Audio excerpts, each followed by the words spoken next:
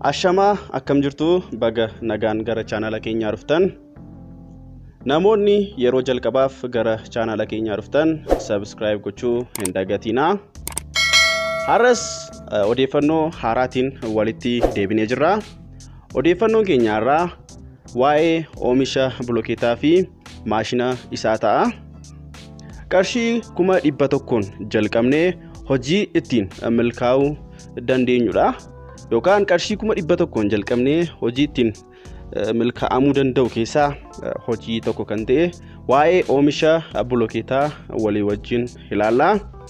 Hojii kana jalqabuuf maashiniin baay'ee barbaachisaa ta'ee fi baay'ee ammayyaa ta'e tokkotu jira.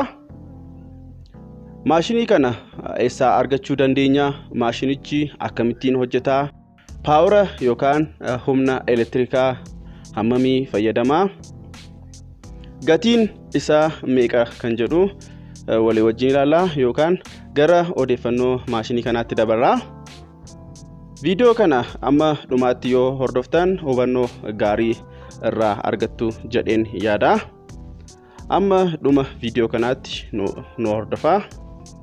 Ammas irra deebiin isiniin jedha subscribe gochuu hin dagatinaa, like, comment gochuu hin dagatinaa.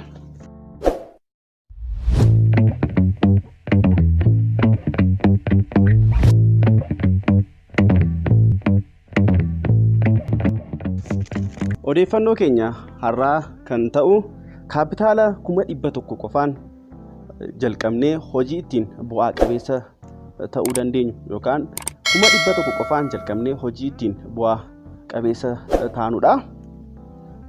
Tarii biyya keenya keessatti iddoo baay'eetti hojiin kun hojjetamaa jiraachuu danda'a.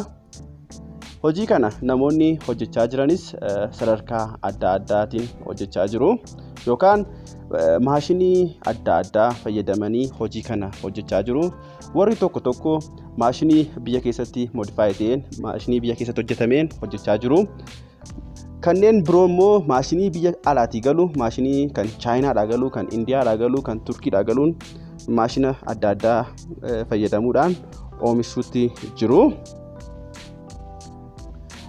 Kun immoo kan inni agarsiisu humni oomishuu isaanis adda adda akka ta'udha. Yeroo isiniin jedhu akkuma dandeettii maashinii isaan bitatanii ittiin hojjetaniin oomishni isaaniillee garaagara ta'a. Amma viidiyoo kana irratti kan inni walii wajjin ilaallu maashinii qarshii 100,000 qofaan binnee hojii ittiin hojjechuu dandeenyu yookaan qarshii 100,000 qofaan jalqabamuu ni danda'a gaaffii jedhu yookaan qarshii 100,000 qofaan jalqabuu ni dandeenya kan jedhuuf deebii kan ta'u walii wajjin ilaalla. Oomisha bilookeetaa oomishuuf egaa akkuma nama isinitti himee sadarkaa adda addaatu jira.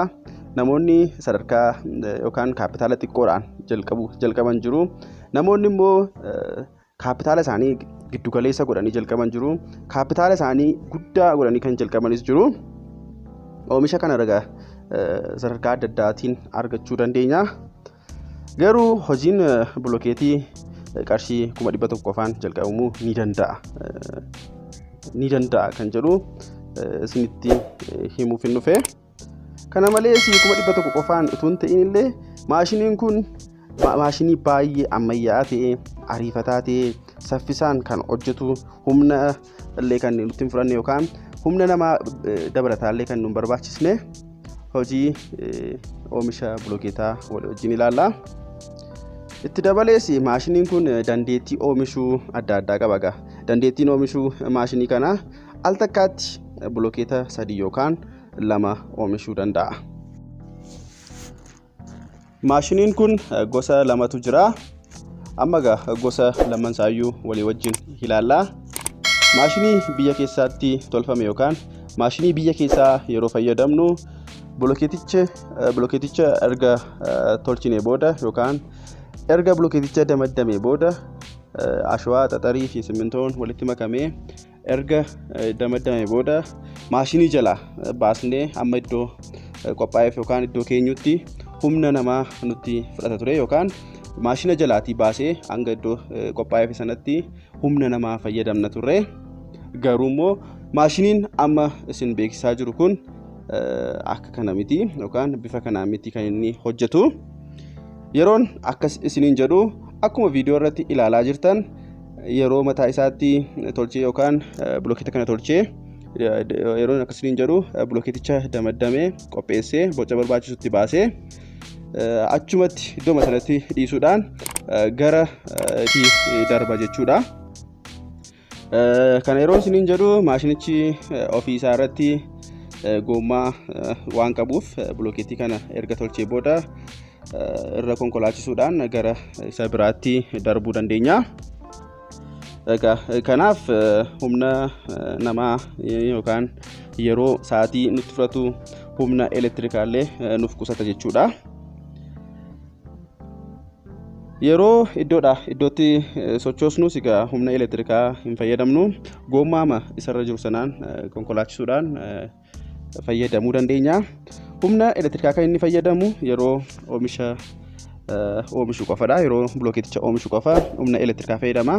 Yeroo iddootti sochoosnu gommaa masaadhaan oofuudhaan yookaan konkolaachisuudhaan gara bilookeeta sastaanutti dabarra jechuudha. Kanaaf maashiniin kun bifa salphaa ta'een oomishuu kan nu dandeessudha yookaan bifa salphaa ta'een oomishuu dandeenyudha. Akkuma sila jennee al takkaatti bilookeeta 2 yookaan 3 oomishuu dandeenya jechuun shallaguu dandeessu. Guyyaatti bilookeetii meeqa nu hojjechiisuu danda'a? Isinumtiyyuu shallaguu dandeessu kana. Salphaamatti yoo shallagne bilookeetii 500 hanga 1000tti oomishuu danda'a yookaan dandeettii 1000 oomishuu qabaachuu dandeenya. Maashinoonni kunneen ofii isaanii yookaan ofii isaanii irratti kan boca bilookeetaa baasu kan qabanidha. Akkuma beekamu biyya keenya keessatti bilookeetiin abbaa 15, abbaa 10, abbaa 20 kan jedhamutu jiru yookaan abbaa 15, abbaa 20, abbaa 10 taasuu kan baratamantu jiru. Gara gosoota amma jennetti fiduudhaaf yookaan gara abbaa 10, abbaa 20tti fiduudhaaf dirqama boca kan baasuun abbaa 15 qofaadhaan dhufa. Maashinichi abbaa 15 kan ofirraa qabudha. Kan abbaa 15 sana modify gochuudhaan biyya keessatti ishee boca baasu sana jijjiiruu dandeenya. Kan abbaa 20 hojjetu, kan abbaa 10 hojjetu modify gochuudhaan qopheeffachuudhaan isa abbaa 15 sana irraa baasnee abbaa 20tti galchinee bilookeeta abbaa 20 illee tolchuu dandeenya. Yookaan kan boca baasu sana irraa baasuun dirqama nutti ta'a jechuudha. Abbaa 20 oomishuudhaaf kan ittiin bilookeeta sana damaddamee boca barbaachisu sana kan itti baasuun saayiziin isaa abbaa 15dha kan inni jedhamu. Nun immoo bilookeeta abbaa 20 oomishuu barbaanna taanaan ishee sana biyya keessatti modify gochuudhaan mana warra sibiila tolchanitti qopheeffachuudhaan abbaa 20 abbaa 10 qopheeffachuudhaan ishee boca itti baasu sana irraa baasnee isa modify ta'e kana hojjechiisne kanatti galchuudhaan oomisha keenya illee abbaa 10 abbaa 20 oomishuu dandeenya jechuudha. Maaliif maashiniin kun yeroo biyya keessa galu maashiniin kun biyya Chaayinaadhaa dhufa. Maashiniin kun gaafa biyya keessa galu bilookeeta abbaa 15 akka oomishuu danda'utti ta'eetudha kan inni tolfame.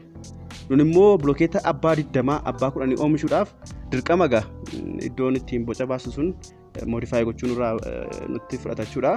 Qarshii muraasaan modify gochisiifachuu dandeenya, jijjiiramuu danda'a jechuudha. Kun immoo akkuma ilaaluutti jirru oomisha bilookeetaa bifa salphaatiin oomishuu nu dandeessa. Yookaan maashinni kun bifa salphaa ta'een iddootti waan socho'uuf hojii keenya illee baay'ee nu salphisa jechuudha.